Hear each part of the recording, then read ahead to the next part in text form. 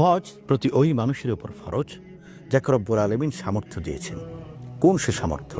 সামর্থ্য মানে হলো যিনি তার ঘর থেকে মক্কার গুরুত্বপূর্ণ স্থানসমূহ, যে জায়গাগুলি হজের সাথে সম্পৃক্ত, সে সমস্ত জায়গা জিয়ারত করে আবার ঘরে ফিরে আসতে পারেন, এই পরিমাণ আর্থিক সামর্থ্য এবং শারীরিক সামর্থ্য।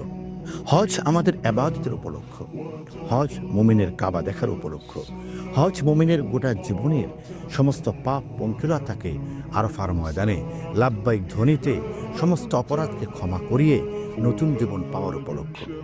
সমস্যাটি দাঁড়ায় এই পবিত্র হজ পালন করতে গিয়ে কোনো কোনো এজেন্সির অব্যবস্থাপনার শিকার হয়ে দেখা যায় পবিত্র এবং আনন্দের উপলক্ষটি বিষাদ এবং দুঃখের অথবা বিরক্তির একটি উপলক্ষ হয়ে দাঁড়ায়।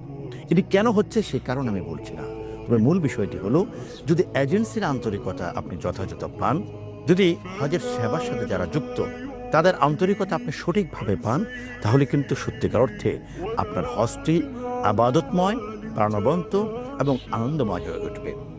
আরাফা হজ গ্রুপ বাংলাদেশ একটি তরুণ আলেমদের একটি ঐক্যবদ্ধ কাফেলা। এখানের তরুণ আলেমেরা তারা চেষ্টা করে যাচ্ছেন আন্তরিকতার সাথে, সুশৃঙ্খলভাবে, অত্যন্ত আরামের সাথে আপনি যেন আপনার হজকে পালন করতে পারেন, আপনি যেন আপনার হজ এবং উমরাকে আদায় করতে পারেন। আরাফা হজ গ্রুপ বাংলাদেশের সাথে আমার পরিচয় আছে, তাদের কথা আমি শুনেছি, তাদের কার্যক্রম আমি দেখেছি।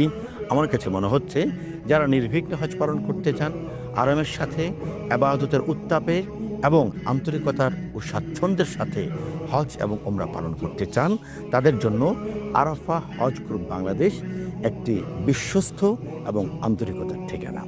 এবছর যারা আরাফা হজ গ্রুপ বাংলাদেশের সাথে হজ পালন করতে যাচ্ছেন অথবা নিয়ত করেছেন, প্রত্যেকের জন্য আমি হৃদয় থেকে দোয়া এবং বরকতময় কামনা করছি।